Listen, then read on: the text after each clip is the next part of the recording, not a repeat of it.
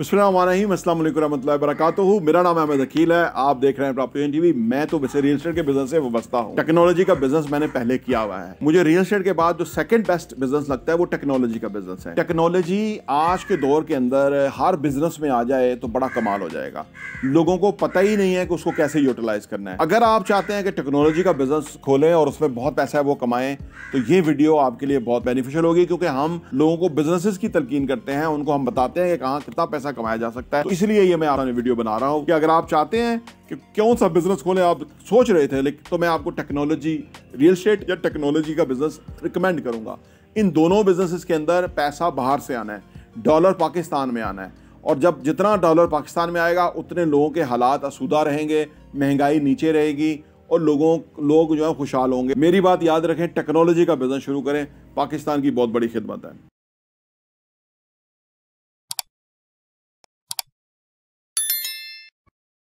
Number 1 point है कि vision and ideas. Technology बुनियादी तौर पे एक आइडिया है। उस आइडिया को जब आप विजन करते हैं, उसको कंसीव करते हैं और उसको एग्जीक्यूट करते हैं और किसी बिजनेस में इंप्लीमेंट करते हैं, तो बिजनेस को लेवरेज मिल जाता है। कई गुना वो ज्यादा बेहतर बिजनेस जो है वो चलना शुरू हो जाता है।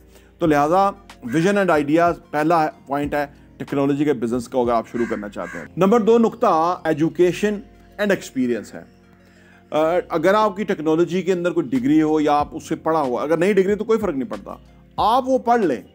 आप YouTube पे बैठ के पढ़ सकते हैं। टेक्नोलॉजी जो नए नए काम हो रहे हैं, जो एप्स बन रही हैं, जो रिक्वायरमेंट है, जो सॉफ्टवेयर है, कुछ भी है वो आप जान सकते हैं। आप टेक्निकल लोग हायर कर सकते हैं। देखिए, एक बात याद रखें, बिजनेस चाहे मिठाई का हो, टेक्नोलॉजी का हो, रियल एस्टेट का हो, कुछ कंस्ट्रक्शन मटीरियल का हो, कुछ भी हो, बिजनेस ही होता है।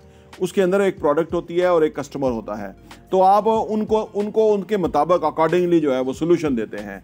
तो लिहाजा टेक्नोलॉजी के बिजनेस के अंदर भी आपको एजुकेशन और एक्सपीरियंस चाहिए। जब आप कस्टमर डील करके एक्सपीरियंस्ड हो जाएंगे तो आपको समझ लग जाएगी कि कौन कस्टमर है और किस तरह से हम उसको हेल्प कर सकते हैं और उससे पैसा कमा सकते हैं। नंबर 3 यह है कि जी इनोवेशन। वैसे तो तमाम बिजनेस इनोवेशन से ही चलते हैं कि भाई नया क्या कर सकते हैं आप, या नया क्या करने जा रहे हैं, नया क्या सोच रहे हैं, नया क्या, क्योंकि उसको थोड़ा रिफ्रेश करना होता है। जैसे वो एक शेर है ना कि अंदाजे बयां बात बदल देता है, वरना दुनिया में कोई नई बात नहीं। तो जो भी बिजनेस है या जो भी चीजें हैं, उसके अंदर आपने उसको इनोवेट करना होता है, नित नया उसको करना होता है। लोग नहीं कर पाते, कांस्टेंट नहीं कर पाते, इसलिए ज्यादा नहीं कमाते।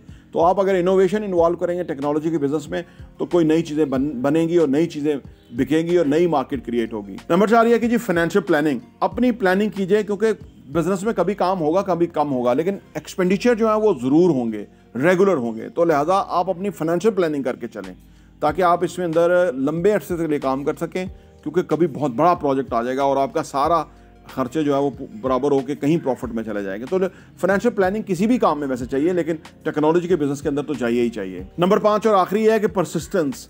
किसी भी बिजनेस में बाकायदा रहना, रेगुलर रहना, कोशिश करते रहना, मजबूती से वो काम को जारी रखना, कंसिस्टेंसी से करना, बाकायदगी से करना, ठीक है ना, ये बेहद ज़रूरी है। टेक्नोलॉजी के कारोबार में भी आपकी कंसिस्टेंट एफर्ट रिक्वायर्ड है।